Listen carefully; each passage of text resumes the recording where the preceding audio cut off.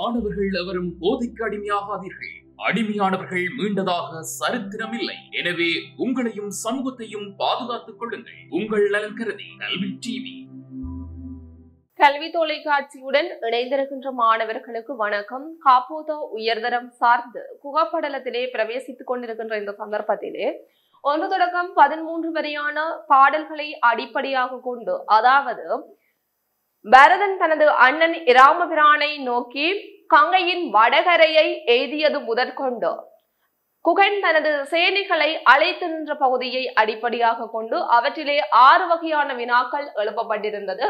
பரதனது சேனையை கண்டு குகன், பரத சேனையின் தோற்றம் மற்றும் பரதனது சேனையை கண்டு குகன் அடைந்த சீற்றம் மற்றும் போராயத்த நிலைமை, குகன் தன்னை பற்றி கொண்டிருந்த பெருமிதம், குகன் பரதன் மீது கொண்டிருந்த தவறான அபிப்பிராயம், இராமபிரான் மீது குகன் கொண்டிருந்த பேரன்பு மற்றும் இப்பகுதியில் கையாளப்பட்டுள்ள அணிச்சிறப்புகள் எனும் விடயங்கள் இங்கே எழுப்பப்பட்டுள்ளது வினாவாக. ஆகவே முதல் 2 வரையான வினாக்களை கடந்த வகுப்பிலே அவதானித்திருந்தோம். இன்று 3வது வினாவாகிய குகன் தன்னை பற்றி கொண்டிருந்த பெருமிதம் எனும் வினாவானது இங்கே அவதானிக்கக்கூடிய வினாவாக அமைகின்றது.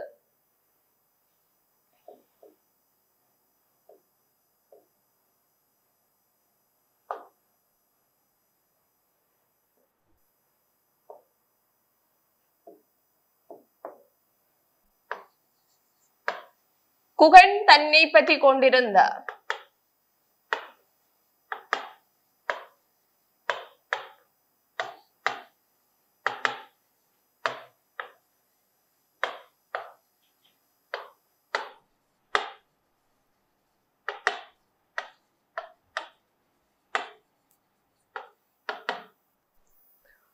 குகன் தன்னை பற்றி கொண்டிருந்த பெருமிதம். முன்னரே கூறியது போல பரதனது படைகள் குகனினுடைய பெரும் வீரத்திற்கு சளைத்தன அல்ல. அதுபோன்று பரதனுடைய சாம்ராஜ்ய அந்த படைகளை கண்டு எதிரி படைகளும் அஞ்சி நடக்கும். அத்தகைய படைகளை கண்டு கூட குகன் சற்றும் நிதானம் இழக்கவில்லை. அவன் தனது வீரத்தின் மீது அதீத நம்பிக்கை கொண்டவனாக காணப்படுகின்றான். ஆகவே தனது வீரம் சார்ந்த பல பெருமிதமான வார்த்தைகளை கூறி நிற்கின்றான். எளியலாம் இப்படை அரவம் யான் என்று சொல்லுகின்றான். அதனை தொடர்ந்து தனது படைகளை அழைத்து நின்று என்ன கூறுகின்றான் என்று சொன்னால், இராமபிரானை எதிர்த்து வந்த இந்த படைகளை நான் போரிலே கொன்று அழிப்பதற்கும் வீர சுவர்க்கம் அடைய செய்வதற்கும் திட்டமிட்டுள்ளேன் என்று சொல்லுகின்றான். இந்த 2 விடயங்களை அடிப்படையாக கொண்டு நோக்குகின்ற போது குகனினுடைய பெருமிதம், அவனுடைய வார்த்தைகளின் ஊடாக குகன் தன் மீது கொண்டுள்ள பெருமிதமானது வெளிப்பட்டு நிற்கின்றது.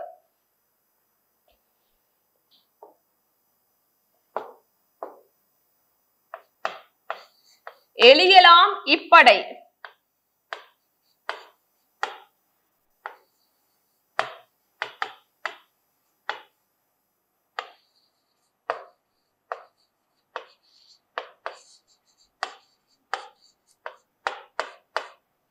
எளியலாம் இப்படை அரவம் யான்.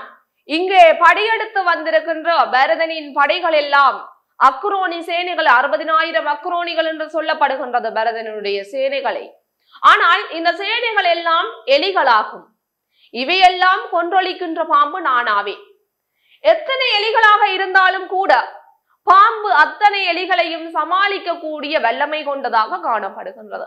அப்படி பார்க்கின்ற போது இங்கே பரதனுடன் கூடவே வந்திருக்கின்ற இந்த படைகள் எல்லாம் எலியாகும். அவற்றையெல்லாம் கொன்றொழிக்க கூடிய வல்லமை பொருந்திய அரவம் தான் நான். அரவம் என்று சொல்லப்படுவது இங்கே பாம்பு. அத்தகைய அரவம் தான் நான் என்று சொல்லுகின்றான்.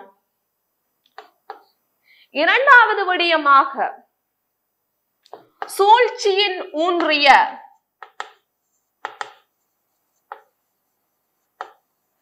சூழ்ச்சியின் ஊன்றிய சேனையை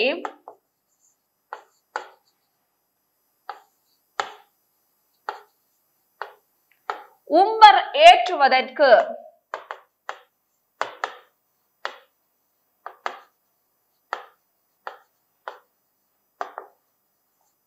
ஏற்றனன்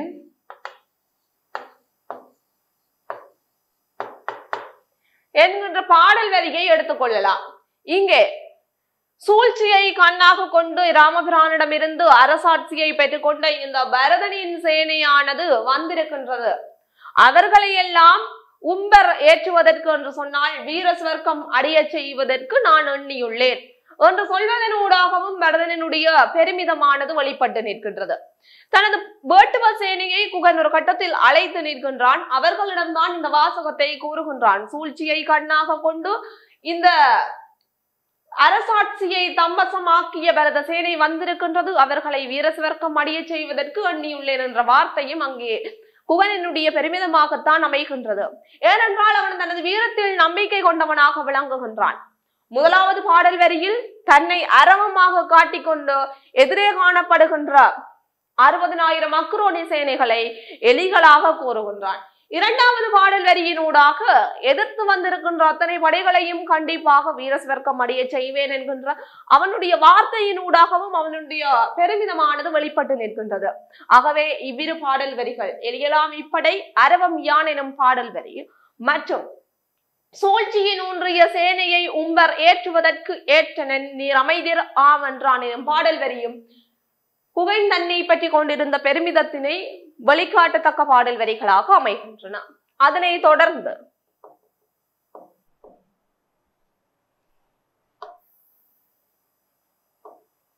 நான்காவது வினாவாக குகன் பரதன் மீது கொண்டிருந்த தவறான அபிப்பிராயம். உண்மையில் பரதனது படையெடுப்பானது இங்கே பரதனும் நல்லவன் குகனும் நல்லவன் இராமபிரானை அடிப்படையாக கொண்டு இராமனை மீண்டும் அரசாட்சிக்கு அழைத்து சென்று அந்த அரியாசனத்தில் ஏற்றும் நோக்கோடுதான் பரதன் வந்தான். அந்த அரியாசனமானது தப்பி போகும் நிலையிலே இராமனுக்கு தீங்கு நினைப்பதாக பரதனை எண்ணிக்கொள்கின்றான் குகன். ஆகவே அங்கும் இராமன் மீது நலன் கருதிய குகன் போரில் இறங்க தயாராகின்றான். ஆகவே அண்ணன் என்ற அன்பு பரதனிடம் காணப்படுகின்றது. இராமபிரான் தனது நண்பன் என்ற அன்பானது குகனுக்கு காணப்படுகின்றது. இங்கே காணப்படுகின்ற பிரச்சனைக்கு அடிப்படையாக அமைவது அவர்களுடைய தவறான அபிப்பிராயம். குகனினுடைய தவறான அபிப்பிராயம் தான் போர் வரைக்கும் குகனை இழுத்தடித்து செல்வதற்கான காரணமாக அமைகின்றது. ஆகவே நான்காவது வினாவாக குகன் பரதன் மீது கொண்டிருந்த தவறான அபிப்பிராயம் எனும் வினாவானது எழுப்பப்படுகின்றது.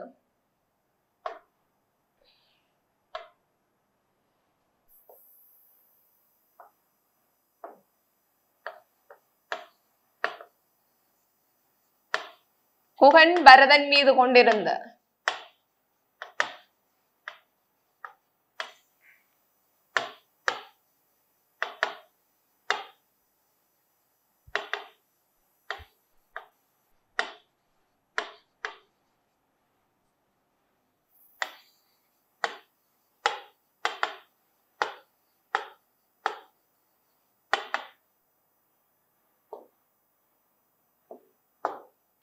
அண்ணனை மீண்டும் அரியாசனத்தில் அழைத்து சென்று அமர்த்துவதற்கு வந்திருந்த பரதனை தவறாக புரிந்து கொண்ட குகன் அவனது வருகையானது இராமபிரானோடு போர் புரிவதற்காகவே என்று தவறாக எண்ணிக்கொள்ளுகின்றான்.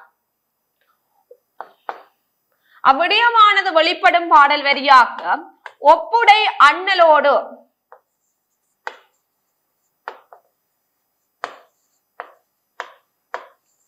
உடற்றவே கொலாம்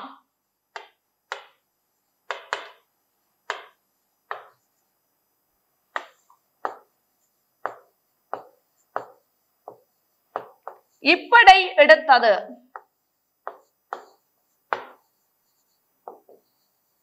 என்று எடுத்த சீற்றத்தான்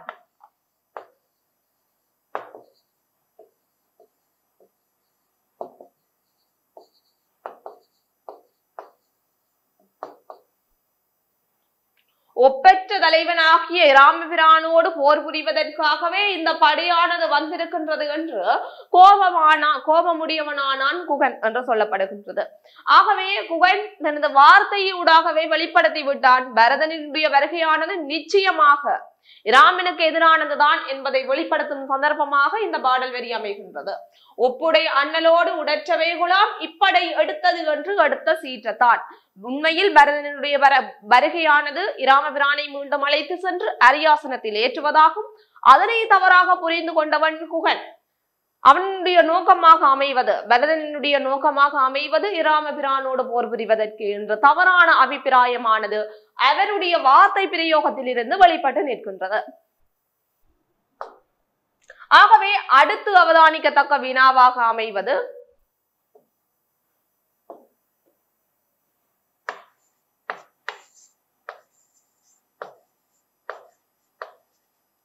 இராமபிரான் மீது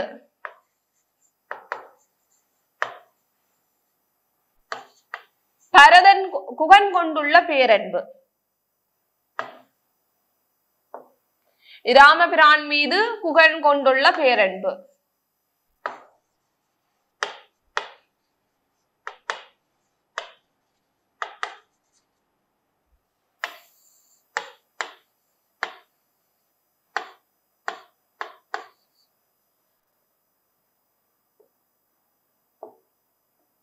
இராமபிரான் மீது குகன் கொண்டுள்ள பேரன்பானது பல விடயங்களில் மூடாக வெளிப்பட்டு நிற்கின்றது.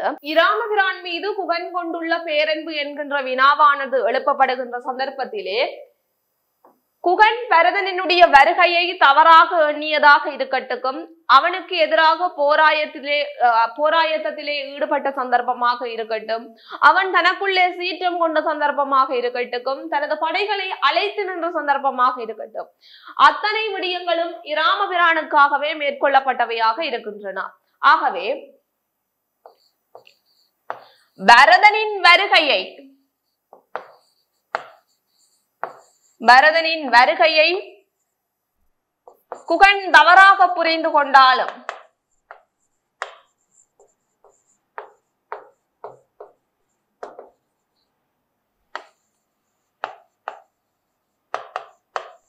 அவை யாவும்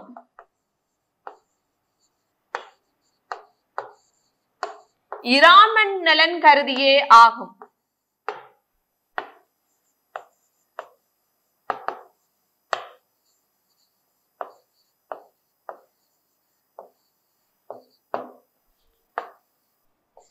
இரண்டாவது விடயமாக குகனின் சீற்றம், போராயத்தில் ஈடுபடுதல்,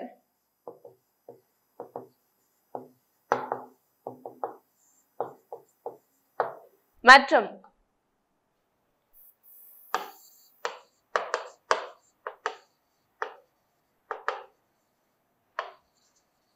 உம்பர் ஏற்றுவதற்கு ஏற்றனன். உம்பர் ஏற்றுவதற்கு ஏற்றனன் எனும் பாடல் வரியிலும் பரதனுடைய சேனையை சொர்க்கம் அடைய செய்வதற்கு நான் எண்ணியுள்ளேன் எனும் பாடல் வரியினூடாக கூறப்படுகின்ற விடயமாவது இராமனின் நலனை பறைத்துக் கொள்வதற்காக வருகை தந்திருக்கும் பரத சேனையை கண்டிப்பாக போரிலே அழிவடைய செய்ய உள்ளேன் என்கின்ற அவனுடைய எண்ணமானது இராமன் மீது கொண்டுள்ள அளப்பரிய அன்பினை வெளிப்படுத்தும் சந்தர்ப்பமாக அமைந்திருக்கின்றது. வேட்டுவ சேனையை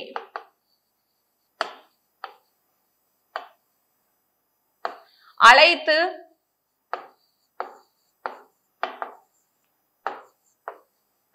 தனது எண்ணத்திற்கு உடன்படுமாறு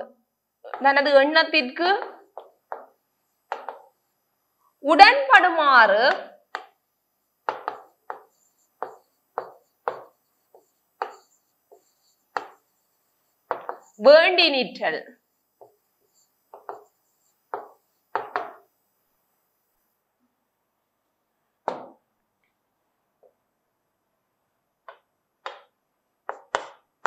ஒன்று தொடக்கம் 13 வரையான பாடல்களை அடிப்படையாக கொண்டு அவற்றுக்கிடையில் என் உயிர் துணைவன்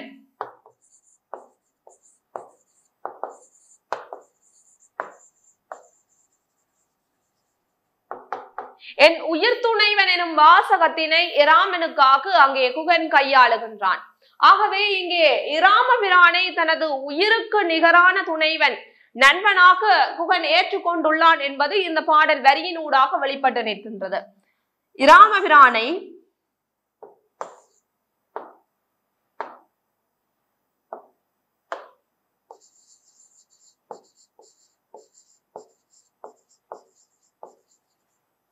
தனது உயிரணைய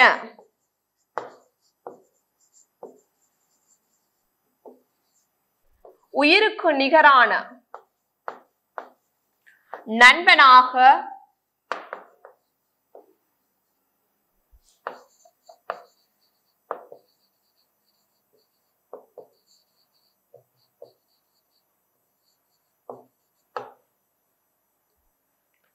ஆகவே இராமபிரான் மீது குகன் கொண்டுள்ள பேரன்பு என்கின்ற வினாவானது எழுப்பப்படுகின்ற சந்தர்ப்பத்திலே பரதனின் வருகையை குகன் தவறாக புரிந்து கொண்டாலும் அவை யாவும் இராமனின் நலன் கருதியே ஆகும். குகன் அங்கே தவறை செய்திருந்தாலும் கூட அந்த தவறு கூட இராமன் மீது கொண்டுள்ள பேரன்ப காரணமாக அமைந்திருக்கின்றது. குகனின் சீற்றம் மற்றும் போராயத்தில் ஈடுபடுதல், குகன் கொண்டுள்ள அந்த கோபம் மற்றும் அவன் போராயத்தில் இறங்கியதற்கான காரணமும் அங்கே இராமன் மீது கொண்டுள்ள பேரன்பே அடிப்படையாக அமைகின்றது. மேலும் உம்பர் ஏற்றுவதற்கு ஏற்றனன் நீர் அமைதி ராமன்றான். தான் பரத சேனையை வீரஸ்வர்க்கம் அடைய செய்வதற்கு முயற்சி செய்வதாக கூறுவதோடு அந்த தனது வேட்டுவ சேனைகளையும் கூடி அதற்காக உடன்படுமாறு கட்டளையிடுகின்றான். மேலும் என் உயிர் துணைவன் எனும் வாசகமானது அங்கே இராமன் மீது குகன் கொண்டுள்ள பேரன்பை வெளிப்படுத்தத்தக்க சிறந்த களமாக அமைகின்றது. தனது உயிரணிய நண்பனாக குகன் தனது அண்ணன் ராமனை எண்ணிக்கொள்கின்றான்.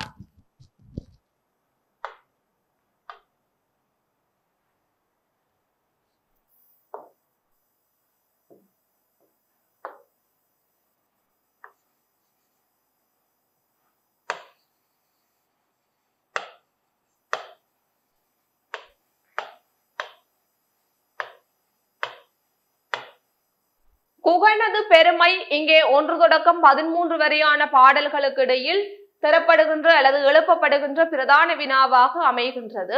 முதற்கட்டத்தில் கொடுக்கப்பட்ட 6 வினாக்களில் இந்த வினாவானது உள்ளடங்கப்படாமை குறிப்பிடத்தக்க ஒரு விடயமாகும். அந்த வகையில் குகனது பெருமை வெளிப்படுத்தப்படுகின்ற சந்தர்ப்பமாக எலியலாம் இப்படை அரவம் யான் என்று சொல்லி ஒரு வீரன் தனக்கு இருக்கக்கூடிய நம்பிக்கையை பிரதிபலிக்கின்ற ஒரு சந்தர்ப்பமாக அந்த பாடல் வரி அமைகின்றது. குகன் தனது வீரத்திலே பெரும் மதிப்பு கொண்டவனும் நம்பிக்கை கொண்டவனுமாக அமைகின்றான். அது மட்டுமன்றே அரவம் யான் என்று சொல்லுகின்றான். எலியலாம் இப்படை அரவம் யான், தன்னை ஒரு வலிமை மிக்கவனாகவும் பெரும் படையே வந்தாலும் கூட அவர்களை தனது வீரத்திற்கு அப்பாற்பட்டவர்களாகவும் பேசிக் கொள்ளுகின்றான். குகன் என பெயரிய கூற்றின் ஆற்றலான் என்று சொல்லப்படுகின்றது. யமனின் வலிமைக்கு இணையானவன் தான் குகன் என்று சொல்லப்படுகின்றது. புரிதோர் சந்தர்ப்பத்தில் சொல்லப்படுகின்றது, முத்தலை திரிசூலத்தை ஏந்தியுள்ள யமன் தான் 5 லட்சம் உருவத்தை எடுத்தான். இங்கே அவதானிக்க கூடிய விடயமாக குகனிடம் 5 லட்சம் படைகள் காணப்படுகின்றன. அந்த 5 லட்சம் படைகளில் ஒவ்வொரு வீரர்களும் ஒவ்வொரு யமனுக்கு இணையானவர்கள். அத்தகைய யமனுக்கு இணையான படை வீரர்களின் தலைவன் தான் குகன் என்று சொல்லப்படுகின்றது. முதல் விடயத்திலே யமனின் வலிமைக்கு இணையானவன் என்று சொல்லப்படுகின்றது. புரிதோர் விடயத்தில் சொல்லப்படுவது அத்தகைய வலிமை பொருந்திய யமன் போன்ற படைகளுக்கே தலைவன் என்று சொல்லப்படுகின்றது. மேலும் கிட்டியது அமரென கிளறும் தோழினன் மற்றும் வில்லின் கல்வியான் எனும் விடயங்கள் பேசப்படுகின்றது.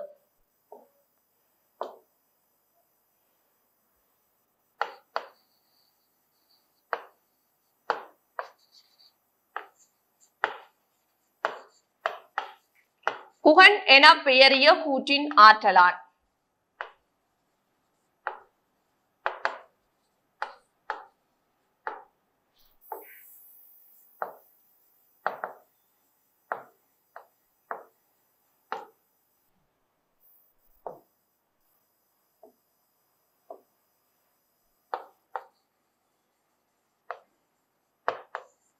குகன் என்ற பெயரையுடைய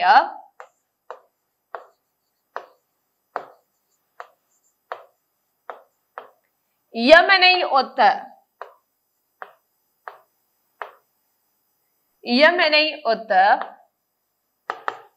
வலிமையை உடையவன்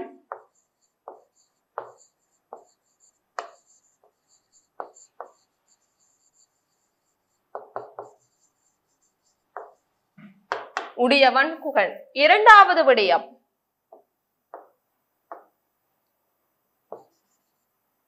கை அவர்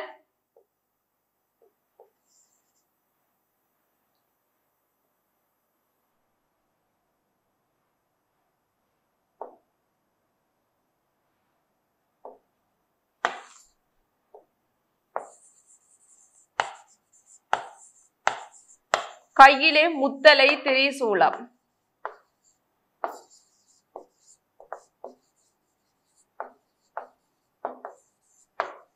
ஏந்திய யமனே 5 லட்சம் உருவம் எடுத்தான்.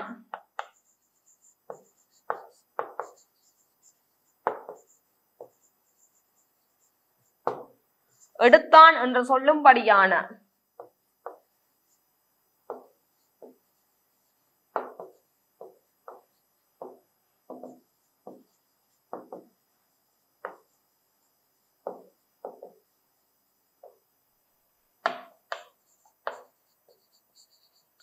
அழகிய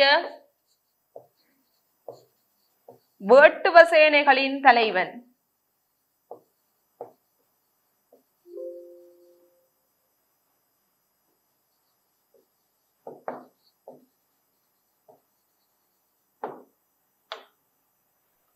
மூன்றாவதாக எளியலாம் இப்படை.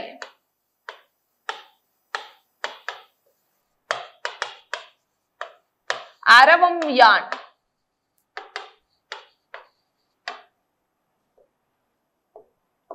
வலிமை மிக்க.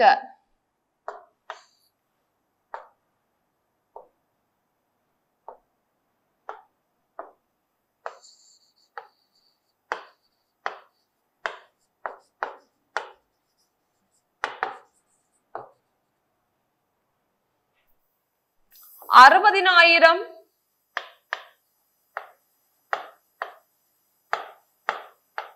அக்ரோனிகள் சேனையை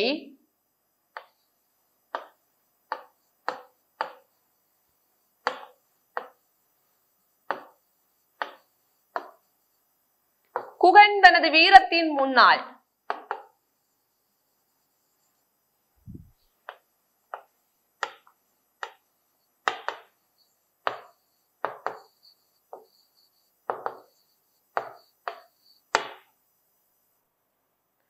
அற்ப எலிகளாகவும்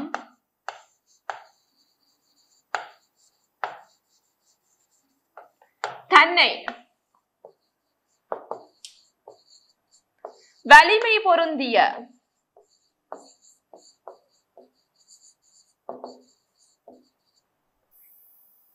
அரவமாகவும் எண்ணிக்கொள்ளுதல்.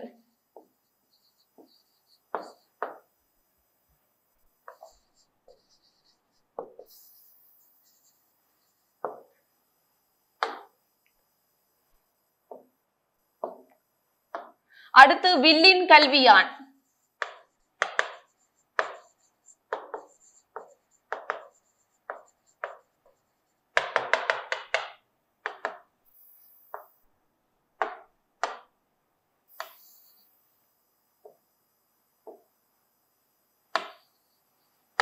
வில்வித்தையிலே சிறந்தவன்.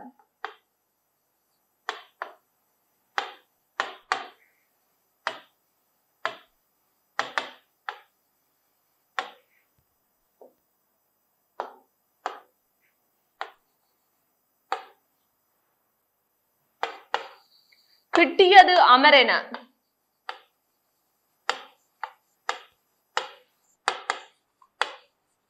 கிளரும் தோழினன்.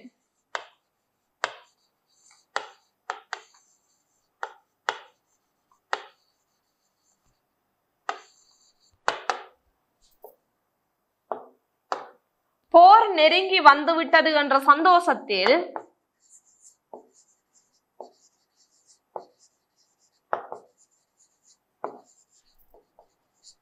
போர் நெருங்கி வந்தது என்ற சந்தோஷத்தில்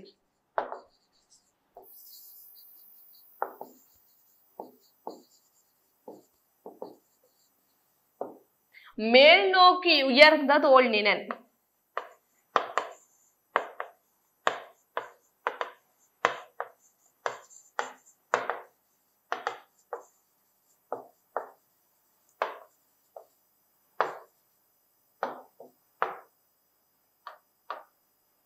ஆகவே குகனது பெருமையானது வெளிப்படுகின்ற சந்தர்ப்பம் இங்கே பேசப்படுகின்றது. குகனது பெருமிதம், குகன் தன்னை பற்றி எண்ணிக்கொண்ட பெருமிதம் மற்றும் குகனது பெருமை என்கின்ற இருவிதமான வினாக்கள் எழுப்பப்படுகின்ற சாத்தியம் உள்ளது. அங்கே குகன் தன்னை பற்றி எண்ணிக்கொண்ட பெருமிதம் பற்றி நோக்குகின்ற போது குகன் தன்னை பற்றி என்னவெல்லாம் சொல்லிக் கொண்டானோ, தன்னை பற்றி வீரமாக என்னவெல்லாம் பேசிக்கொண்டானோ, தன்னை பற்றி பெருமையாக என்னவெல்லாம் பேசிக்கொண்டானோ அத்தகைய விடயங்கள் குகன் தன்னை பற்றி கொண்டுள்ள பெருமிதம் எனும் வினாவிற்குரிய விடைகளாக அமையும். இங்கே எழுப்பப்பட்ட வினா குகனது பெருமை. குகனது பெருமை என்கின்ற வினாவிற்கான விடையாக அங்கே ஆசிரியர் குகனை பற்றி என்னவெல்லாம் பெருமையாக பேசியுள்ளாரோ அவை சார்ந்த விடயங்கள் இங்கே இடம்பெறும்.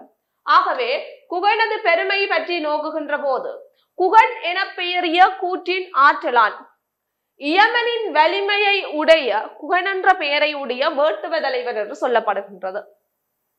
இரண்டாவது, கையிலே முத்தலை திரிசூலம் ஏந்திய இயமனே 5 லட்சம் உருவம் எடுத்தான் என்று சொல்லும்படியான அழகிய வேட்டுவ சேனையினுடைய தலைவன். அங்கே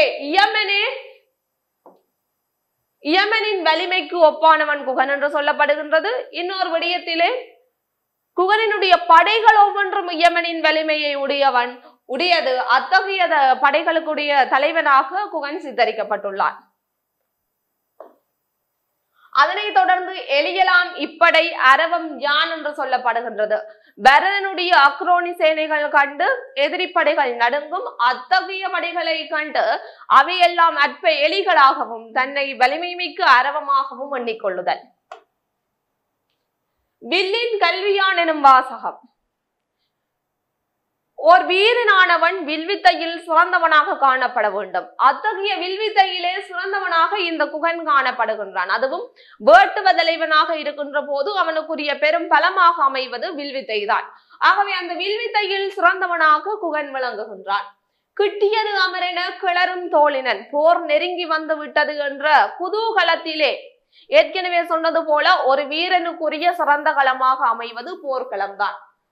தனது வித்தையினை வழிகாட்டக்கூடிய சிறந்த களம் போர்க்களமாக அமைகின்றது. ஆகவே அந்த போரானது நெருங்கி வந்து விட்டதே என்ற சந்தோஷத்திலே தனது தோள்கள் இரண்டும் மேல் நோக்கி எழுகின்ற அளவிற்கு அவன் குதூகலப்படுகின்றான் என்று சொல்லப்படுகின்றது.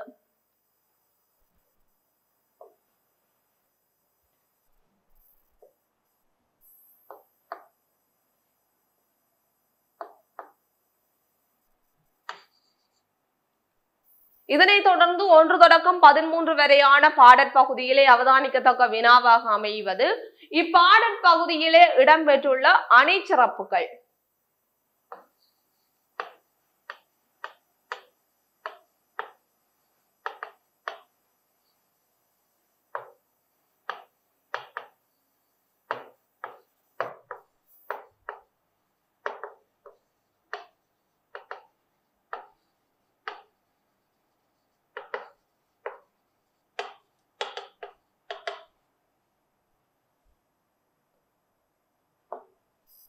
அணிச்சிறப்பு என்று நோக்குகின்ற போது உவமை அணி, உருவக அணி,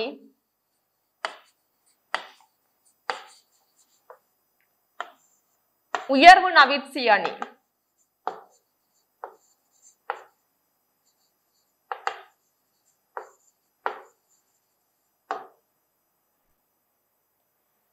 இப்பாடற்பகுதியில பல இடங்களில உவமை அணியானது கையாளப்பட்டுள்ளது. உருவக அணியும் ஆங்காங்கே கையாளப்பட்டுள்ளது. உயர்வு நவிற்சி அணியும் கையாளப்பட்டுள்ளது. உவமை அணி என்று சொல்லப்படுவது நாம் கூற வருகின்ற விடயமானது வாசிப்பவர்களுக்கு அவர்கள் நேரடியாக பார்க்காத சந்தர்ப்பத்திலே அது இவ்வாறாக இருக்கும் என்று இன்னொரு விடயத்துடன் உவமைப்படுத்தி கூறுவது. உருவக அணி என்று சொல்லப்படுவது அதன் உருவகத்தன்மையினை இன்னொரு விடயத்தோடு உருவகப்படுத்தி கூறுவது. உயர்வு நவிற்சி அணி என்று சொல்லப்படுவது ஒரு விடயத்தினை அதற்கு அதிகமாக மெருகூட்டப்பட்டு ஒரு யதார்த்தத்திற்கு அப்பாற்பட்ட விடயமாக அது அமைந்திருக்கும். உதாரணமாக அடிமிசை தூளிப்புக்கு அடைந்த தேவதம், குதிரைகளினால் எழுப்பப்பட்ட புழுதியானது விண்ணுலகம் செல்வது என்பது ஓர் அனுமானத்திற்கு அப்பாற்பட்ட விடயம். அது இங்கே நடந்தது என்று சொல்லுகின்ற போது அதனை உயர்வு நவிற்சி அணியாகத்தான் ஏற்றுக்கொள்ள முடியும். ஆசிரியர் தனது கவிதையினை அல்லது தனது பாடலினை அழகூட்டுவதற்காக அல்லது மெருகூட்டுவதற்காக இந்த அணியினை கையாளுகின்ற சந்தர்ப்பங்களை அவதானிக்கக்கூடியதாக உள்ளது.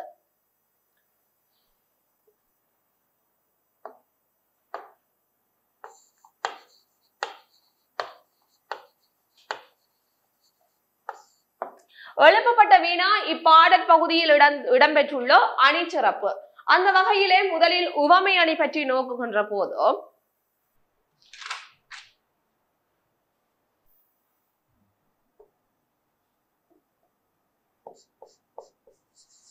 காவிரி நாடு என்ன?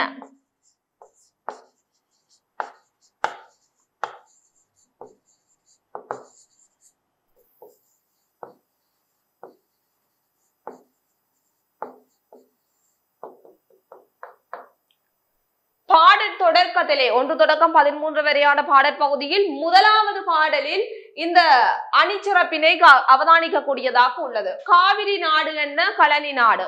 சோழ நாட்டினை போன்று காவிரி நதியால் வளம் பெற்ற சோழ நாட்டை போன்று வளம் பெற்ற, அதாவது வயல் வளம் பொருந்திய அயோத்தி நாடு என்று சொல்லப்படுகின்றது. அயோத்தியின் சிறப்பை கூற வந்த கம்பர் என்ன செய்கின்றார் என்று சொன்னால் சோழ நாட்டின் சிறப்பினை எடுத்துக்காட்டி உவமைப்படுத்துகின்றார்.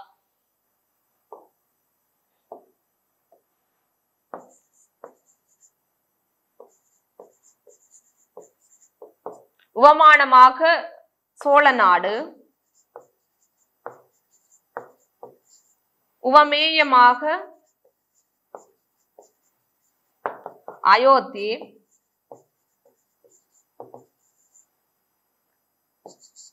பொதுத்தன்மையாக அயோத்தி அல்லது கோசல நாடு, பொதுத்தன்மையாக வளம்,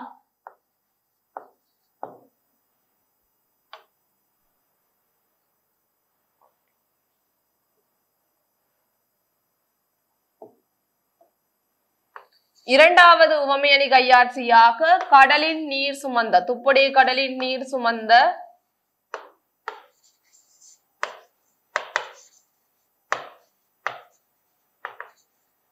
மேகத்தை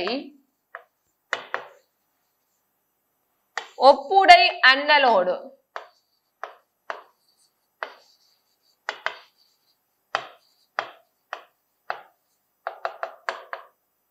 இப்பாடல் வரியானது இராமபிரானின் அழகு நலனை வெளிப்படுத்தக்கூடிய ஒரு சந்தர்ப்பமாக அமைகின்றது. இங்க இராமபிரானின் மேனி அழகினை வெளிப்படுத்துவதற்குரிய பகுதியாக அமைகின்றது. ஒரு பவளமுடைய கடலில் இருந்து நீர் சுமந்த மேகத்தினை ஒப்புடைய அல்லது அந்த மேகத்தோடு ஒப்பிடக்கூடிய மேனி அழகினை உடைய இராமபிரானோடு போர் புரியத்தான் இந்த படையானது, பரதனின் படையானது வந்திருக்கின்றது என்று சொல்லப்படுகின்றது. அடுத்து குகன் என பெயரிய கூற்றின் ஆற்றலான்.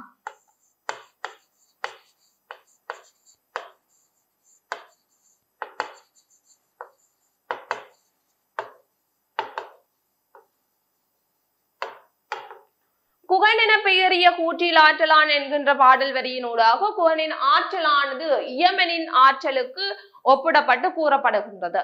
இது போல பல விடயங்களில் உவமை அணியானது வெளிப்படுகின்ற சந்தர்ப்பங்களை அவதானிக்க கூடியதாக உள்ளது. அசனி மாமலை என்கின்ற பாடல் வரி மற்றும் காலன்தன் கையவர் பிடித்த காலன்தான் என்கின்ற பாடல் வரி போன்றன இங்கே உவமை அணி வெளிப்படுத்துகின்ற சந்தர்ப்பங்களாக அமைகின்றது. ஆகவே இதனை தொடர்ந்து உவமை அணி இடம்பெற்றுள்ள சந்தர்ப்பங்களை நோக்கி இருந்தோம். இதனை தொடர்ந்து அடுத்த வகுப்பிலே உருவக அணி மற்றும் உயர்வு நவிற்சி அணி ஆகியன கையாளப்பட்டுள்ள சந்தர்ப்பங்களையும் அதனை தொடர்ந்து ஏனைய பாடல்களையும் நோக்குவோம். நன்றி. கல்வி டிவியில் புத்தம்புது நிகழ்ச்சிகளை உடனுக்குடன் பார்த்து மகிழ எமது Facebook மற்றும் YouTube பக்கத்தை லைக் செய்யுங்கள்.